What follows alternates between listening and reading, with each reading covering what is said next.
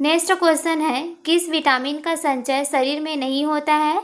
तो इसका आंसर हो जाएगा option number D, vitamin C जो है इसका संचय शरीर में नहीं होता है।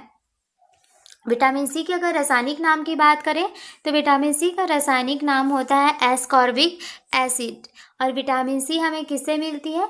जितने भी खट्टे फल होते हैं उनसे विटामिन सी मिलती है। नेक्स्ट है, लंबी अवधि के दौरान किस खाद्य ईंधन की आवश्यकता होती है? तो लंबी अवधि के दौरान हमें कार्बोहाइड्रेट की आवश्यकता होती है।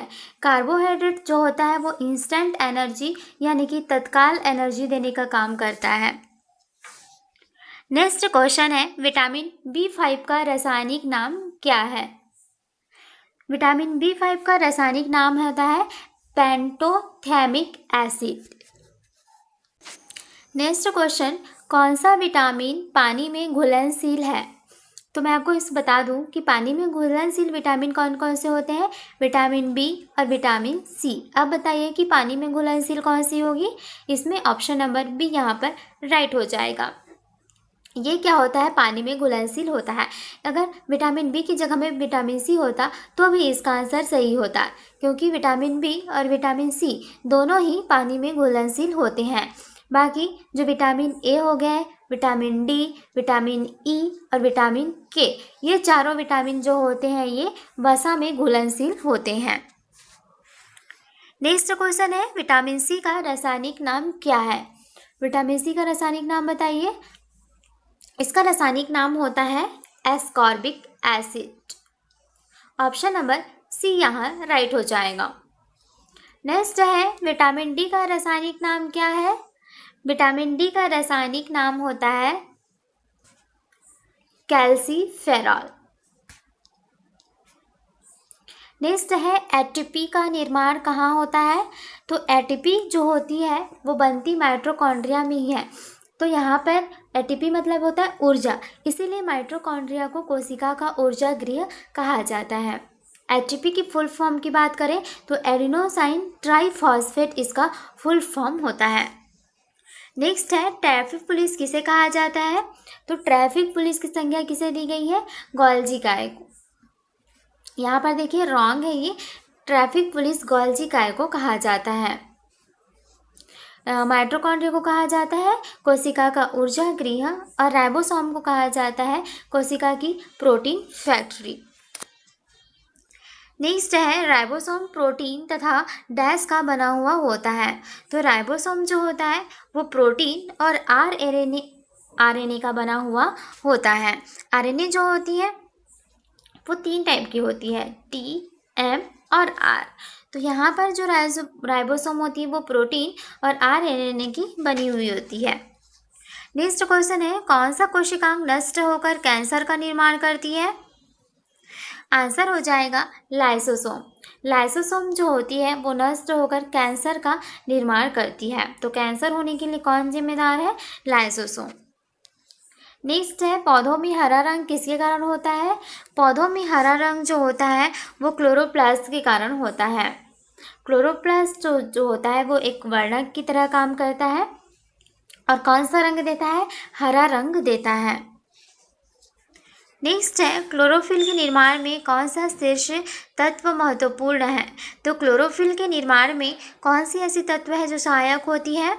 आंसर हो जाएगी मैग्नीशियम।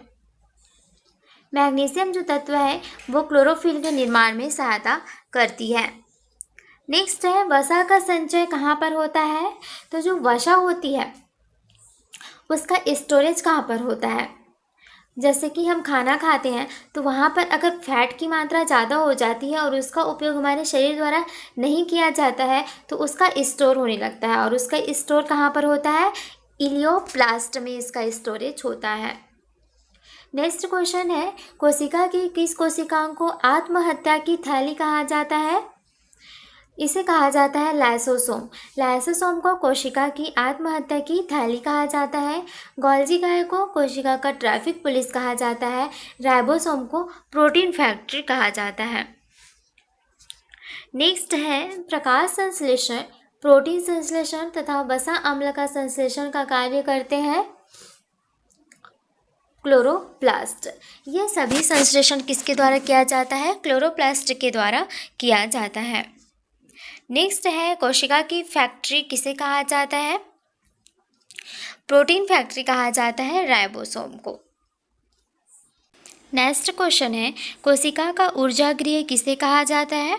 तो जो एटीपी होती है इसका निर्माण होता है माइटोकॉन्ड्रिया में, और एटीपी के निर्माण के परिसर ऊर्जा उत्पन्न होती है, तो इसका आंसर क्या हो जाएगा? माइटोकॉन्ड्रिया इसका आंसर हो जाएगा। नेक्स्ट है, शर्कराओं में सबसे मीठी शर्करा कौन होती है? तो शर्करा में सबसे मीठी शर्करा होती है फ्रुक्टोज। नेक्स्ट है, फ्रुक्टोज किससे मिलता है? तो जो फ्रुक्टोज होता है ये फलों से मिलता है। नेक्स्ट है, सुक्रोज किससे मिलता है? सुक्रोज जो होता है वो गन्ना और चुकंदर से प्राप्त होता है। नेक्स्ट है, माल्टोज किससे मिलता है? माल्टोज जो होता है वो अंकुरित बीजों से प्राप्त होता है। फलों में क्या होता है? फ्रुक्टोज, और गन्ना और चुकंदर में सुक्रोज होता है, और अंकुरित बीजों में जो होता है वो माल्टोज होता है। लैक्टोज किससे मिलता है? तो लैक्टोज जो होता है, लैक्टिक एसिड होती है मिल्क में, तो लैक्टोज भी किसमें मिलेगा? मिल्क में, दूध में मिलता है लैक्टोज। नेक्स्ट है, टमाटर का रंग लाल क्यों होता है? तो जो टमाटर की लाल रंग होती है वो किसके कारण होती है? लाइकोपीन नामक कैरोटीन पाया जाता है इसमें। नेक्स्ट है, मिर्ची का रंग लाल किसके कारण होता है? तो मिर्ची में जो लाल रंग होता है वो कैप्सैइसिन के कारण होता है। नेक्स्ट है, पौधों में बैंगनी रंग किस पिगमेंट के कारण होता है? तो पौधों में जो बैंगनी रंग आती है वो एंथोसायनिन नामक कैरोटीनॉइड के कारण आता है। नेक्स्ट है, कोशिका की खोज किसने की थी? कोशिका की खोज किया गया था रॉबर्ट हुक के द्वारा। अरस्तु को कहा जाता है जीव विज्ञान का जनक। डार्विन को कहा जाता है जीव विकास का जनक, यानी कि जो इवोल्यूशन की थ्योरी दी थी वो डार्विन के द्वारा दिया गया था। रॉबर्ट ब्राउन ने कोशिका के केंद्रक की खोज की थी। नेक्स्ट है, केंद्रक न्यूक्लियस अध्ययन क्या कहलाता है? तो केंद्रक का अध्ययन जो होता है वो कहलाता है कार्डियोलॉजी। नेक्स्ट क्वेश्चन है, कोशिका की सफाई कर्मचारी किसे कहा जाता है?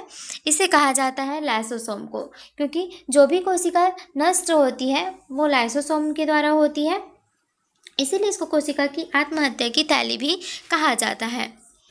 नेक्स्ट है, जंतु कोशिका एवं पादप कोशिका के बीच की कड़ी का काम कौन करता है? तो ये हो जाएगा यूग्लिना।